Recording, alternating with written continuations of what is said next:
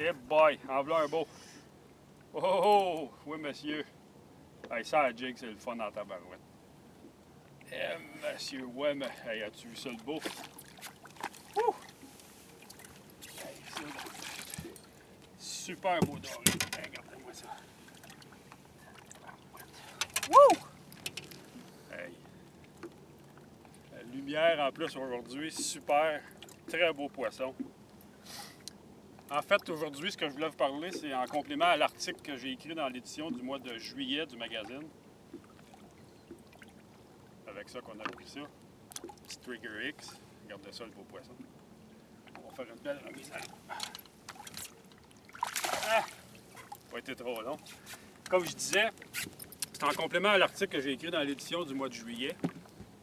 Et puis, il était évidemment question de pêche à la jig.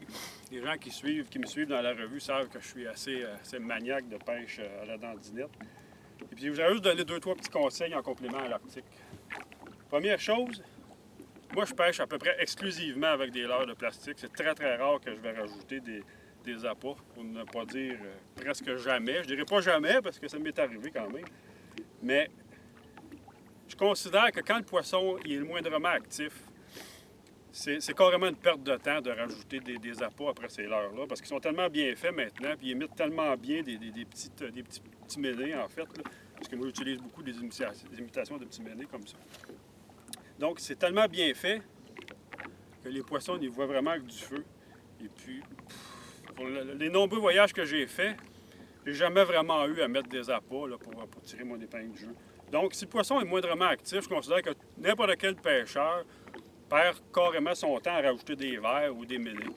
Je ne dis pas que c'est pas efficace dans certaines situations où la pêche est plus difficile, ça peut certainement aider. Mais personnellement, peu importe les conditions, je me débrouille absolument sans appât.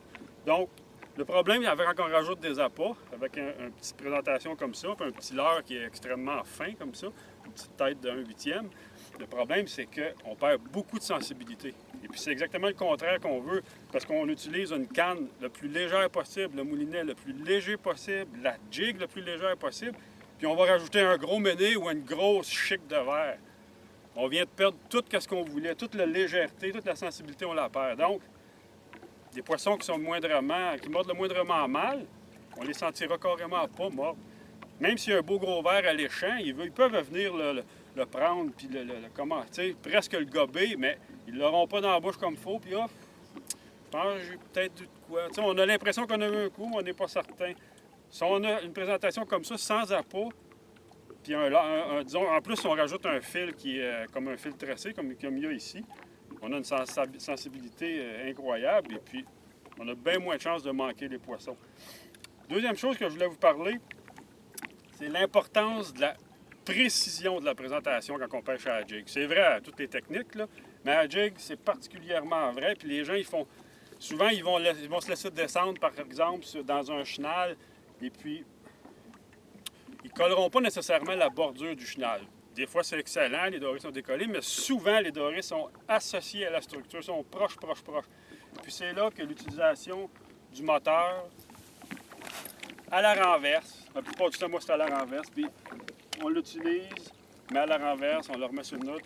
On suit avec notre sonore vraiment la bordure. Première passe, habituellement, je vais vraiment faire le bas du talus quand je suis une structure.